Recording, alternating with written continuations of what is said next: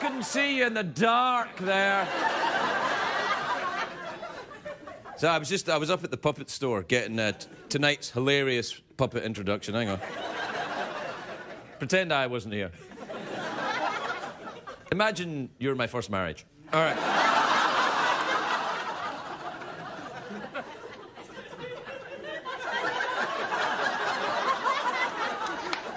Good evening. My name is Gustave Flaubert. And I have a contempt for the bourgeoisie. However, I'm very excited about the tunnel between France and England, which was built 15 years ago.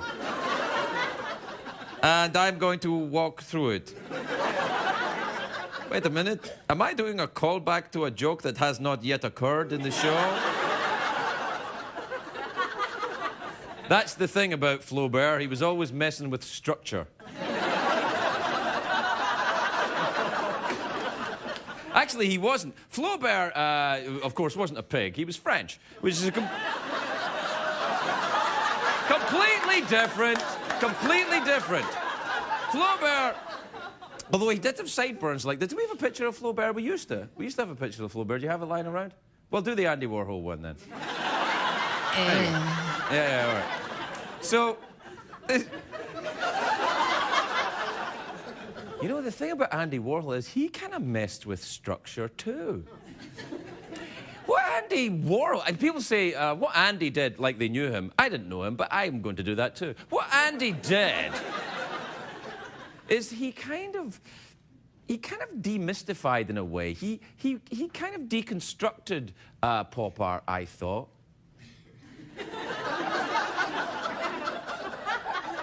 I know what you're thinking right now. You're thinking, darn, I wish the cable was working.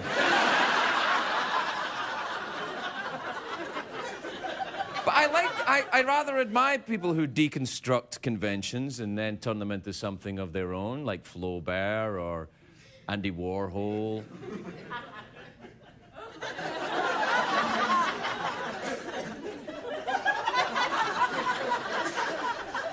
Actually, that's the only two people I like. You might as well know. You heard me, my 8-year-old son. But Dad, don't you like me? Nope, only Flaubert and Andy Warhol. I'm kidding. I love my son more than anything else in the world, even more than Flaubert and Andy Warhol. Who, to be honest, I don't care about either one of them.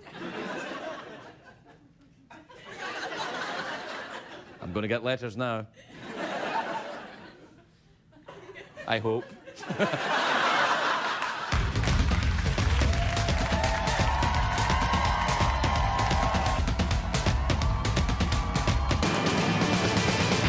It's hard to stay up, it's been a long, long day, and you got the Sandman at the door. But hang on, leave the TV on, and let's do it anyway. It's okay, you can always sleep through work tomorrow, okay? Hey, hey, tomorrow's just your future yesterday.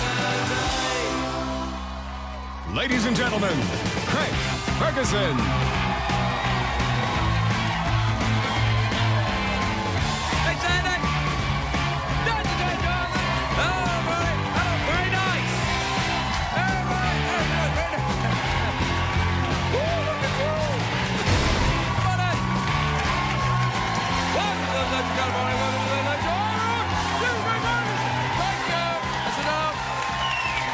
Thank you, everybody. Please. All right, that's enough. All right, that's enough. That's enough. I know it's just starting to sound a little bit phony. Just a little bit. It's almost as if you were doing it just for free candy. I've got new contact lenses, and every time I blink, I have an acid flashback. It's awesome. It's true, I keep blinking, I'm going, whoa!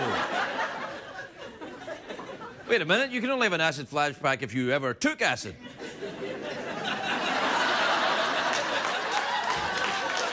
I have, but not in the last 20 minutes. Better get through the monologue quickly. Whoa! It's a great day for America, everybody. Yes, it is.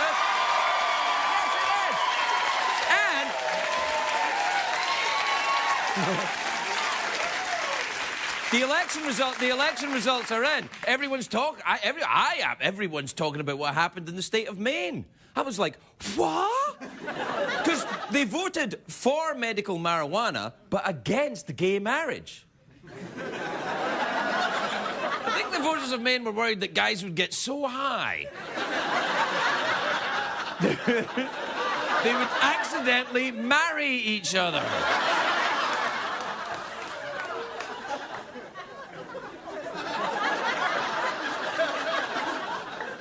Dude, we should get married.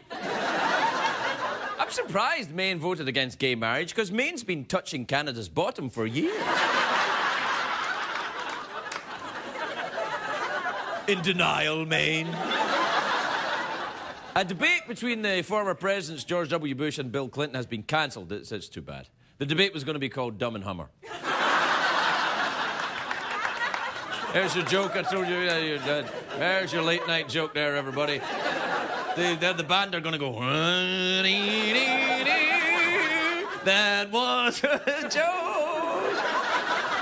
Do you know Jeremy Piven? You know Jeremy Piven? He says that drinking soy milk made him grow man boobs. I'm like, I wish I'd known about that before I paid for these. Anyway, this... That's right, I've got breasts. I've got breasts, and I'm high on acid. Take that, cable. Anyway, this is a very exciting time for the nautical buffs. You know, the people that dream of a life at sea. That's what I dream of. That and an underpants pillow fight with Fabio. Because...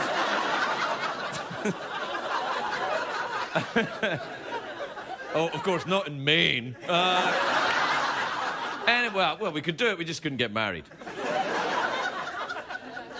A few days ago, what I'm talking about anyway is a few days ago, the largest cruise ship ever built, ever, set sail for the first time. If you're like me, first of all, you see a doctor, drink a lot of orange juice. But if you're like me, there was a tip in there, stoners.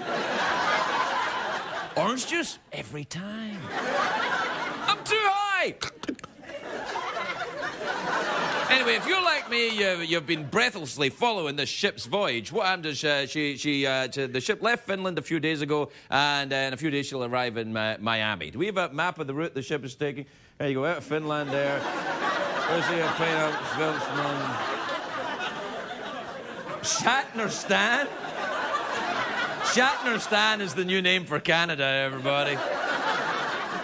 Anyway, right now the ship is in the middle of the English Channel, which is the water between Britain and France. Now, when I was a kid, we had to take a hovercraft to get over the channel to France. Hover, you know, the... Well,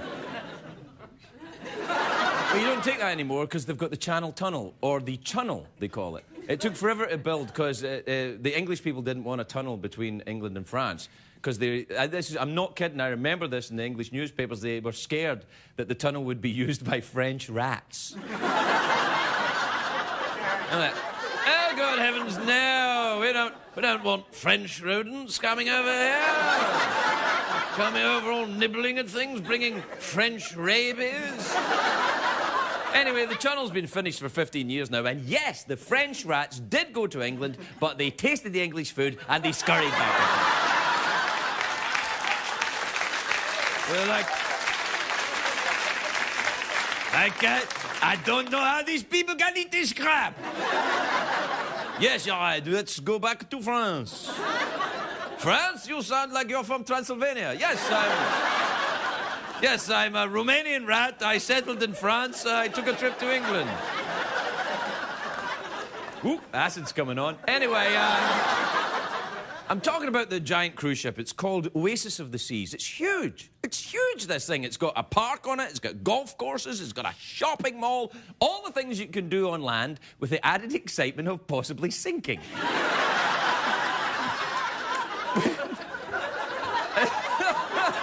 It's like, where the hell would you go? Anyway, the ship is... They're saying the ship is 5 times bigger than the Titanic. So what could possibly go wrong? Now, I'm sure everything is fine. They would never hit an iceberg. The global warming, there's no icebergs left. Anyway, the company that made the ship said that it's environmentally friendly. It's a completely green vessel. That means it doesn't dump anything in the ocean. All the waste created on the ship gets reused. In other words, don't order the lemonade.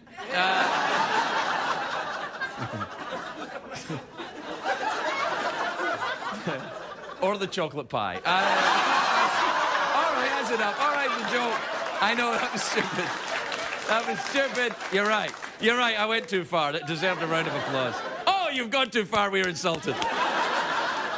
Now, if this giant ship is successful, though, will spark a revival of The Love Boat, maybe. The best TV show ever made.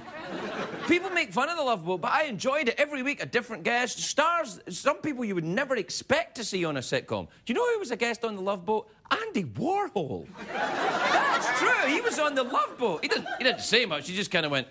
Yeah, like that. He went... Yeah. Andy Warhol is very different from Salvador Dali, of course, another famous artist who went, ooh. Yeah, see? Now, when Salvador Dali and Andy Warhol got together, they talked about it all the time. There's lots of ooh, ooh. All right.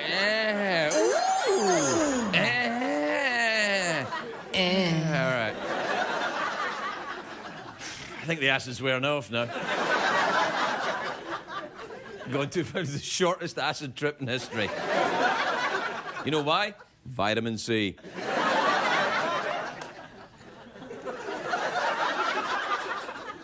We've reached that time again, haven't we? It's time for the commercials, where I do my big finish at the end of the monologue.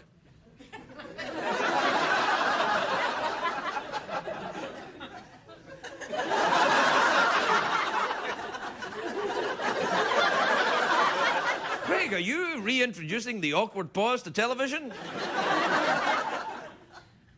Yes. All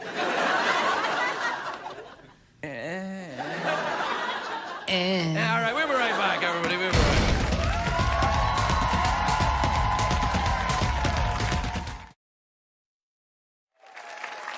If your life leaves you with questions, seek advice from under the sea. Dear Aquaman, please give your advice to me, Aquaman. Featuring Tim Gunn. Hi, everyone. I'm Tim Gunn. Tonight, I'll be answering a letter someone wrote to Aquaman. Good boy. That's it. Stay. Roll over. Oh, just go. Dear Aquaman, how come your hair never looks wet? My hair? Oh, you mean Aquaman's hair? It's because I wear a waterproof wig. But I think he stole it from Ellen DeGeneres. Please give your advice to me, Aquaman. Featuring Tim Gunn.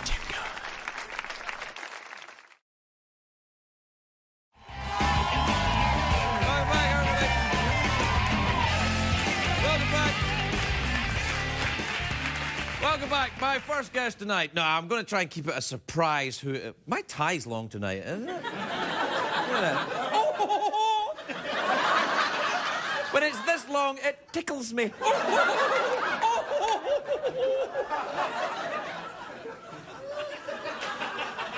When I go home, I just wear this tie and nothing else. Hi, honey, I'm home. Right, I'm going to try and keep it a surprise for as long as possible who my next guest is, right? My first guest tonight. She is the host of The Monique Show.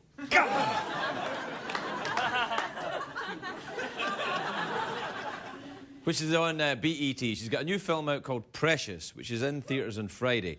The buzz on this film is incredible, isn't it? People are like, this is the greatest. Please welcome Monique, everybody, Monique.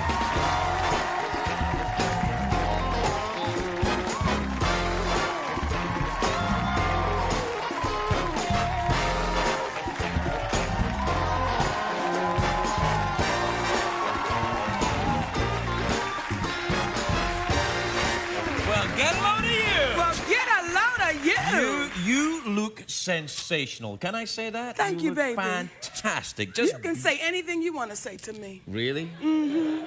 You see, you always say that when you're here, and then I back down at the last minute. I get kind of scared because I think you're quite sexy. Do you? I do, yeah, I do. I think you're quite sexy too, Craig. Ow! You set it off, see? You set off the dog. Ow! Ow! But do you know you become sexier when you have that? Well, I've heard women say that, but that's not really true, is It really is. Well, how because come? I don't know what that is. I'll show guys, I'm like, no, baby. They be like, oh, it looks even better now. Because I think it's commitment. Like the women know if you have on a wedding ring, it has to be no commitment. It's probably Monday night, Tuesday morning you leave. No big deal because they see that you have a ring. I think that's why it's more sexier. That's great. Hey, can I talk to you about this movie? Everyone's saying that you're going to get an Oscar for this movie. It's like people are talking like it's amazing. I haven't seen it yet. You know, I love him because he's so damn honest.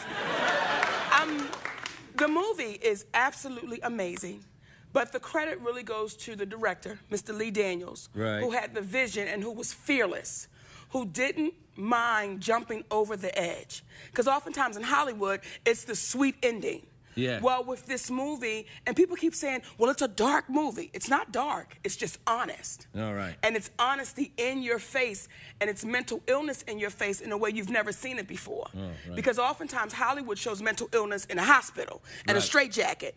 But this mental illness is your neighbor. Right. This mental illness may be you. Oh, clearly. Yeah.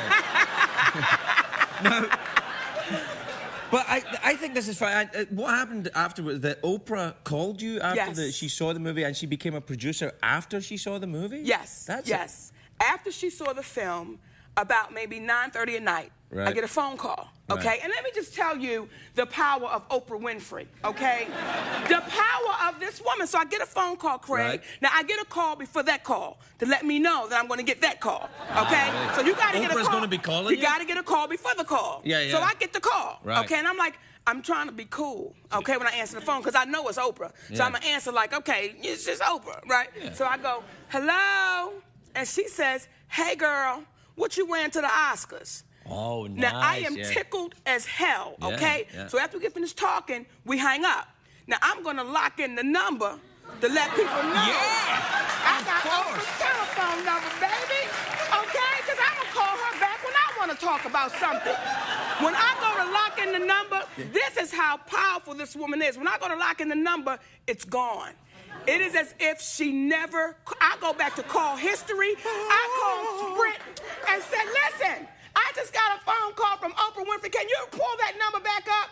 No record of it, baby, as if it never happened. So people could believe I'm lying. I swear for God, Oprah Winfrey called me sugar.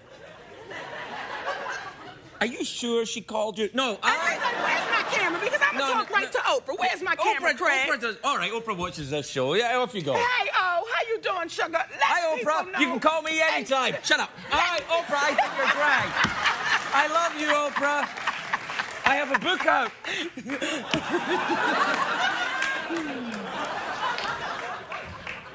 You got into late-night talk shows as well, is that right? You got your own show? Yes, Craig. I have my own late-night talk show. Yeah. Did you hear my accent? Yeah, it was kind of Scottish there. It was, yes, you're rubbing off on me, sugar. I've got my own late-night talk show. I will rub, but never mind. I think you've just got a very dirty mind, Monique. That's what it is. You know what? Yes. I do. Yeah, I know you do. I know you do. And I so appreciate it because it makes life fun. Yes. You know, people that have very clean minds live very boring lives. Yeah. But right now, we're looking at each other in each other's eyes. Stop You know exactly what you're doing. Knock it off. I won't. I know. It won't be fun, but I gotta tell you, with the late night talk show. Right, do you do a monologue in the band and all that? We have like a proper one? Monologue, we have a band, we have a DJ, Big Jim's Penthouse Players, DJ Ant Love, Rodney Perry is the co-host, myself. You have a co-host? Yes, Craig, what is happening? I don't know. But, okay, so I gotta tell you. Yeah, can I be on it? Please, I would love to have you on the couch. Yeah. Now, I am so excited.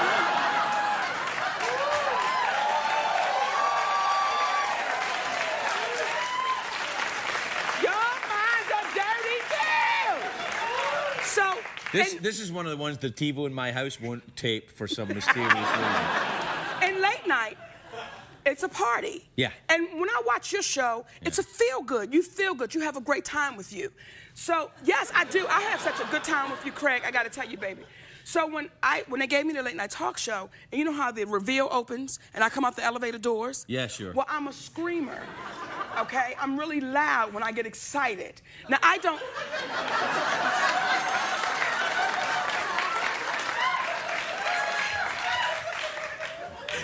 Craig. Oh, man.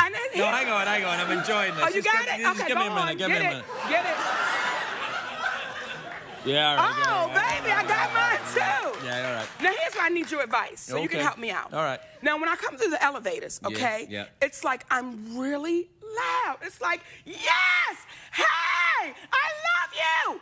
And the people keep saying, Monique, why are you yelling at us? But I'm having such a great time, and I'm so excited. What advice could you give to me when the elevator doors open and I see all the people and they're saying, Monique, Monique. Yeah. And I'm just like, let me come give it to you. Well, do what you do with me. Make them work for it a little bit. Don't just go ahead and give it to them. Yes. Make them work for a little bit. So I gotta thank you, baby. Make them kind of like, you gotta take me to dinner a little bit first. You gotta, Yeah, but sometimes, liberated women, we don't necessarily need dinner, baby. Yeah. Wow, man. Yeah. And you got married I did get married. Yeah, I did. Congratulations, you're baby. married too. Yes, Yeah. and very happy. So it's only like Monday night to Tuesday morning then. Well, what's tonight? This is Wednesday in your region. Unless it's a rerun, and then I got no idea. It could be Wednesday night to Thursday morning.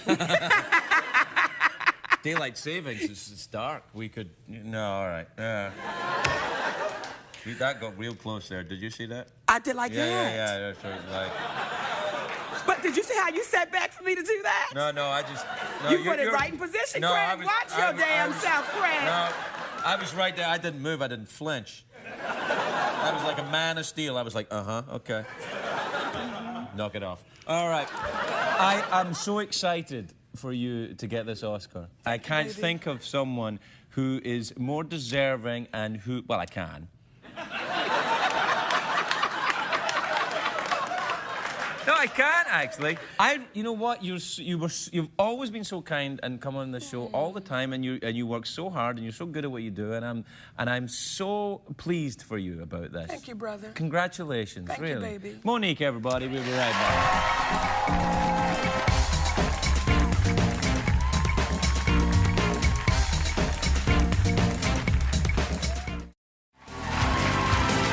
Welcome back, everybody. Welcome back to the show where we celebrate the awkward pause.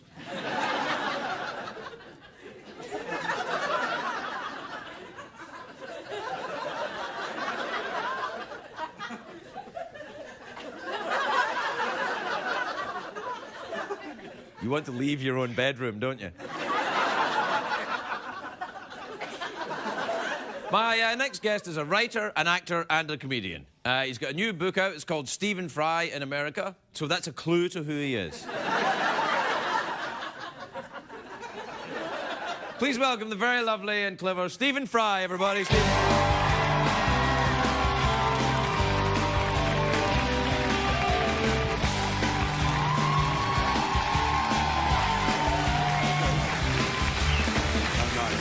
Stephen, my dear how lovely to see you again. We won't be needing this. Yeah. It's lovely to see. I haven't seen you in such a long time. It's lovely to be seen by you. Well, look at this whole a book with pictures. You've been so clever and brainy your whole life writing books that had no pictures, and then suddenly it's all pictures. Finally, yes. It's nothing to do with the fact that it's for the American market that it has pictures at all. No, I assure you.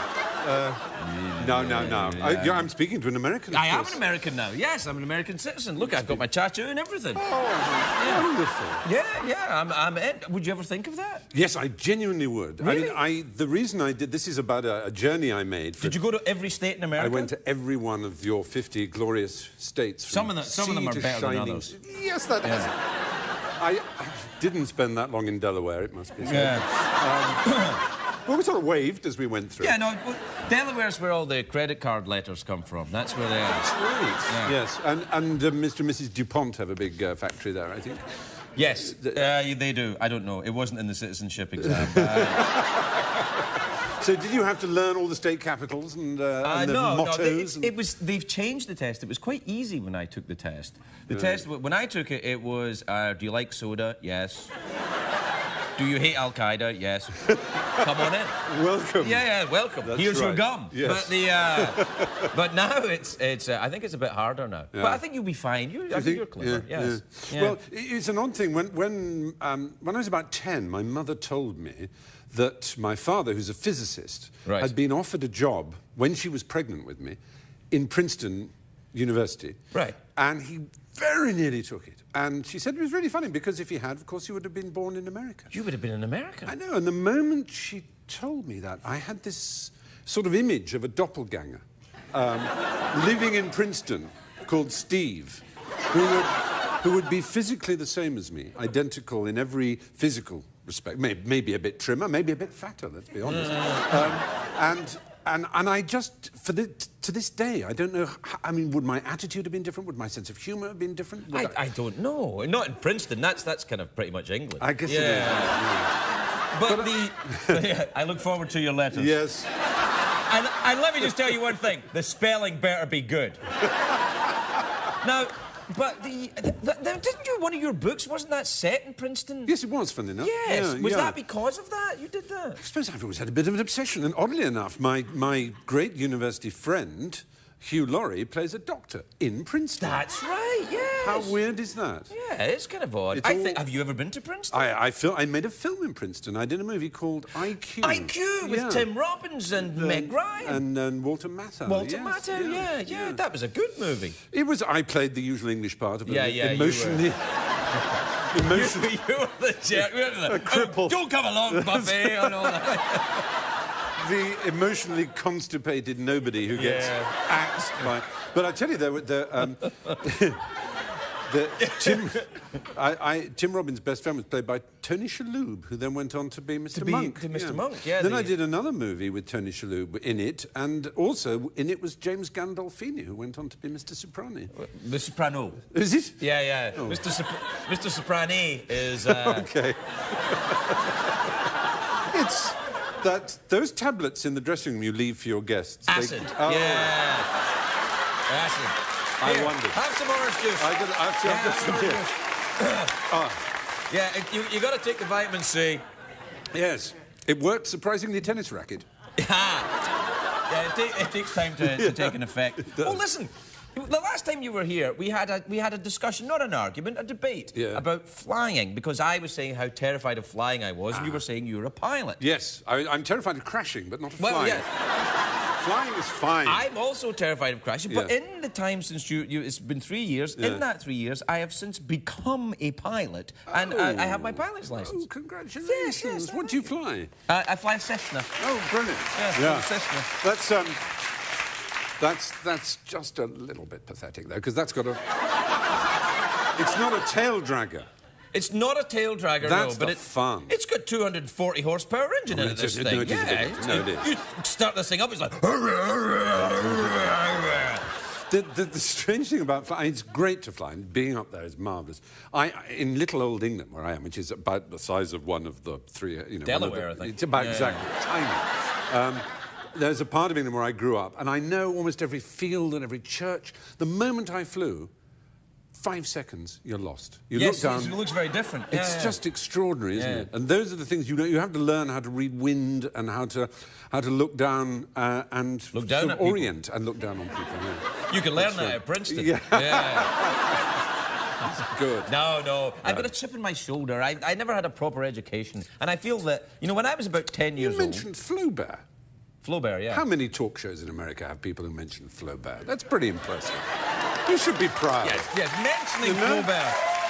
Although, dude, I must ask you, are you a fan of Flaubert? Yes, I am. He was all right. He had a contempt for the bourgeoisie, though. Yeah, he did. But he also, you said he kind of deconstructed structure. He did deconstruct it a little bit. Yeah, a tiny bit, yes. A little bit. Yeah. Well, to have contempt for the bourgeoisie was a little bit, you know. But he was almost anal in the way he wrote. You know, the mot juste, the exact word. He would sometimes spend a week on a sentence, a single sentence, polishing it up. A week in a single sentence? Yeah. See, I got no time for that. No. I have nothing but contempt for Flaubert now. I used to enjoy him, although I do portray him as a polystyrene pig, to be fair. Yeah. How many... And you insulted English cuisine, which was very upsetting. Well, it's an easy laugh. You're Scottish. I am. In Scotland, it's even worse, yes. ladies and gentlemen. It is. No, there's no doubt. I'm not denying They deep it. fry Mars bars. Yes, they do. They put them in hot oil and they fry them. Yeah. That's a fact, isn't it? Yeah. Well, there's places in America where that's popular. Is it? Many places that you go to Dollywood, Dolly Parton's place, you can get deep-fried candy. That's good. I think so. I made that up, Yeah. but it's possible. Do you ever just make stuff up and then say it's true and people believe you because you're brainy? All the time. Yeah. But fun enough, we didn't go to Dollywood. It's just in Tennessee, I think. Yeah, I think so. I did have an experience in Tennessee that is one of the most shattering things that ever happened to me. What? So it's a marvellous place. Right. In the morning, I'd been in North Carolina in a balloon looking down on the Blue Ridge Mountains, and then we landed, and I thought, how beautiful it is, this part of the world. Very nice part We of the world. drove through to Knoxville, which is a nice town, and there's a campus. And in the corner of the campus, there was a lady waiting for me and the camera crew. We were filming there, and I hadn't been told exactly what we were going to see, but that I should be ready for something slightly weird. And I was ready for something weird because I was in America. So that's a good thing. Yes. And there was a padlocked pair of gates and razor wire above. She said, come in. She unpadlocked the gate. In we went, crew and everything. She padlocked it again. We were in a sort of garden. She said, put on these little paper shoes, these little booty things. Like they wear in the CSIs. Those kind of things, exactly. And some rubber gloves. Like they wear in the clubs. Like they wear in the clubs that you and I usually go to. And then around me, this is going to get creepy, so the laughter better start getting nervous, because it's really weird. It's all nervous all the time. Yes. I noticed kind of little white things and flashes of black and whatever. And I was in a place known as the Body Farm. And it was filled with cadavers, with dead bodies in various states of decomposition, of suppurating, rotting decomposition. And in various places, some were left open. There was a car, some were in the trunk of the car, there's a little cabin. You sure some this is under not Detroit sofas. we're talking about here? The whole purpose of the place was the Department of Forensic Anthropology, and it was the first of its kind in the world. Good Lord. And you remember that William Peterson character, Grissom, as he was known on CSI, yes, who had this thing about the bugs, that you could tell time of death from the bugs that were hatched inside a dead body. That's where they discovered this, and I saw bodies with these maggots and things crawling. I saw things I would never hope ever to see again, and smelt. It was as if Satan found his way up my nostrils and tried to claw out everything that was decent in me. You see, because they have to have, thank you. That's good. They had a body crammed into a, sort of like a mailbox, and it was just a brown soup with bones sticking out, and a smell that I will never forget. And yeah, it's creepy and it's grim, but the wonderful woman taking me around, professor in this department, she's going to leave her body to have that done to it. And it does, it resolves murder cases. Some people are found not guilty of murder, some people are found guilty of murder as a result of this extraordinary thing. But there's a phrase which you must have come across as an American and before, which is only in America. Yeah. Now, and when you hear that phrase, only in America, it means something extraordinary, something extreme. Usually something good, something actually. good. Yeah. But you know well enough that if someone was to say only in Britain, it would be something damp, miserable, queuey, not till Wednesday, and then it's unlikely. You know, it's only in Britain. Only in Britain. I have a theory, by the way. I have a theory about about Britain, though. I think that the people of Britain think that we Americans, which I am now, they think that we Americans are a lot weirder than we actually are. Yeah. I think we're not. America's not that weird. No, and I think it's the fault, actually, one of the reasons I did this programme was I was slightly fed up of a lot of British journalists going over to America, finding the weirdest people they could. Yes. Well, I'm so glad you went to the body farm in Tennessee. That'll set them right. Yeah. That was somehow an ennobling thing. It was good science, you know. But what I didn't go and do was look up sort of mad Aryan warriors or militia people or strange religious fringe people who thought that God hated everybody. And you know this, because that's easy to do, and then you film them. Very easy. To do, yeah. And then we British hug ourselves and say, aren't we normal and aren't Americans weird? But actually my experience of America is I don't know that I've ever visited a country where there are a higher proportion of genuinely hospitable, kindly, well-disposed people. It's absolutely true. I'd rather, you know, run out of gas in a small town in America than in Europe and knock on a strange door. You would get people and they'd walk there, there's my daughter, help yourself, and, you know, there's... they're just... I mean, that's... Why would I say that? I don't know. I'm not you even, of all people, I'm not even I don't straight. understand it. It doesn't make any sense. They would have spotted that. Yes. They would have seen he's gay, he's English, it's fine. There's my daughter.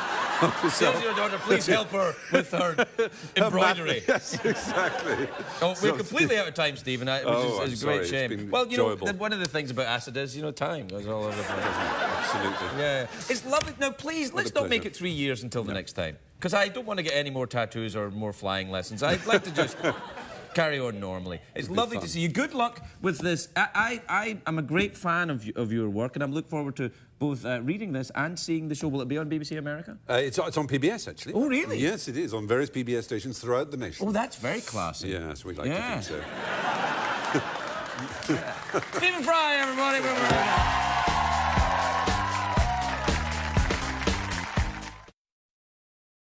What did we learn on the show tonight, Greg?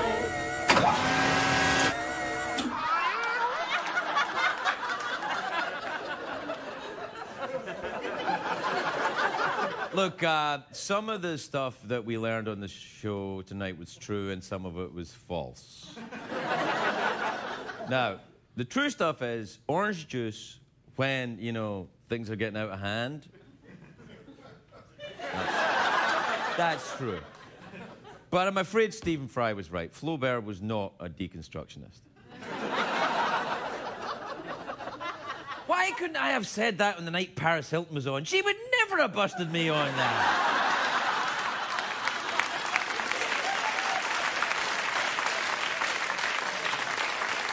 However, to be fair, to mention that Flaubert was a deconstructionist causes debate.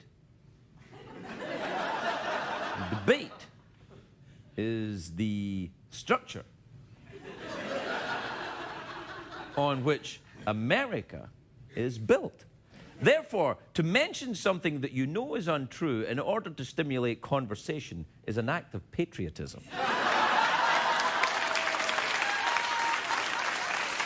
So, I may have been wrong, but God bless America, everybody. Good night.